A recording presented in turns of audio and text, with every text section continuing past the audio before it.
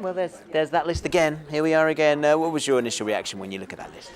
I think it's a really interesting BAFTA nominations list because, leading the pack, Lincoln, 10 nominations including Best Film, but significantly not a nomination for Steven Spielberg for Best Director. Just behind that, Les Miserables, 9 nominations including Best Film, including Outstanding British Film, but not a nomination for Tom Hooper for Best Director. Life of Pi, 9 nominations, although I think you could argue that, after Monday, in which Suraj Sharma got nominated for the Rising Star Award, and his film is Life of Pi, that technically I think Life of Pi actually has 10 nominations. I think therefore it's a pack leader.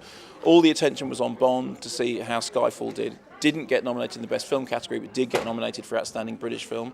Nominations for Dame Judi Dench for Best Supporting Actress, for Javier Bardem for Best Supporting Actor.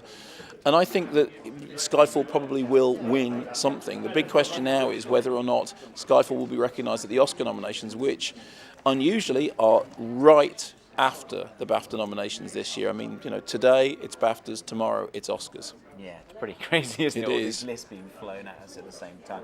I mean, you mentioned the Bond thing there. If we just sort of pick that apart Sure. in slightly more detail. I mean, as you say, there's that kind of great that has been nominated. I think Casino Royale, was that still slightly more? I think 9, yes, as far as I remember, yeah. Do you see it as a slight disappointment that it hasn't made the director and the best film?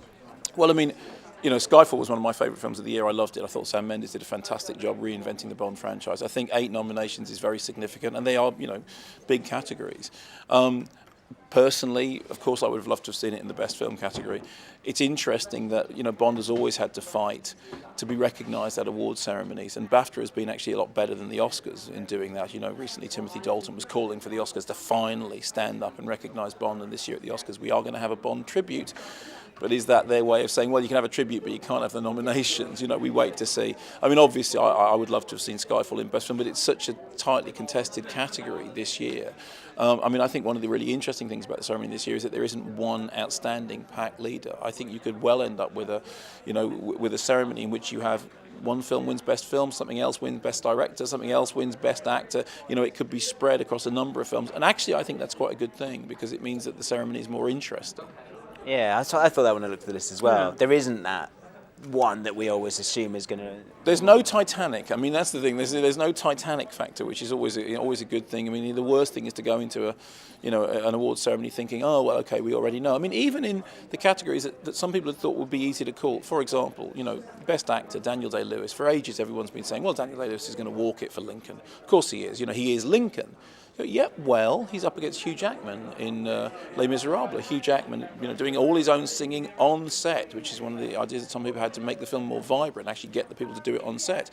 I'm not sure that that's a done deal as far as Daniel Day-Lewis is concerned. I think it's going to be an interesting fight. And do you think this is, we mentioned the slight differences there between the BAFTAs and the Oscars. When that Oscar list comes out tomorrow, do you personally expect to see vast differences?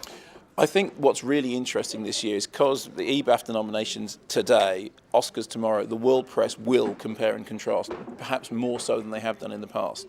People have often looked at the Golden Globes and said, oh, well, how do the Golden Globes nominations match up with the Oscars?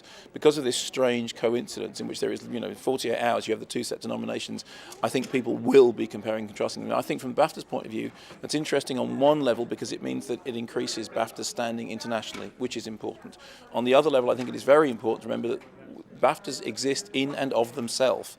They are not just a subset of the Oscars. So, there are 2 sides to this. The good side is that it will give it international prominence. The bad side is we need to remember that the BAFTAs should be proud of being the British Academy Awards. Yeah, not just the same. Yeah. Brilliant. Well, thank you very much. Thanks very much. Good to see you. Pleasure to be talking.